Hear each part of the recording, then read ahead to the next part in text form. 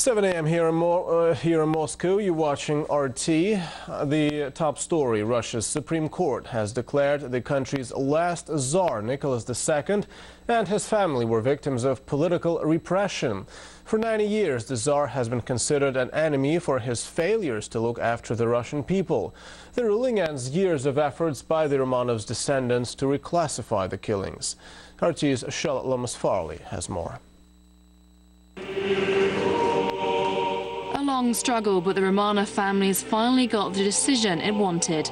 Russia's Supreme Court has ruled that the last Tsar, Nicholas II, and his family were victims of political repression and should be rehabilitated.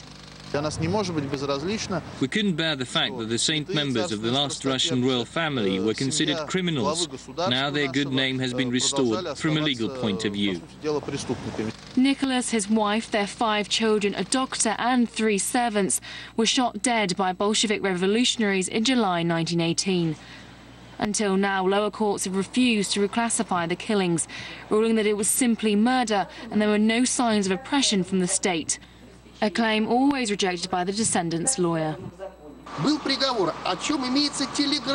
There was a verdict. There was a telegram sent from Yekaterinburg to Moscow. The order was given by Vladimir Lenin. Besides, the Ural Soviets were legal power at the time and carried out the execution of Tsar Nicholas II and his family. The head of the Russian government, Yakov Sverdlov, wrote that Nikolai Romanov needs to understand and know that he was arrested by the Soviet authorities. After the February Revolution in 1917, the Tsar and his family were first moved to Siberia and later to the Urals. They were held in the Apatiev house in the centre of Yekaterinburg, which was surrounded by a high fence.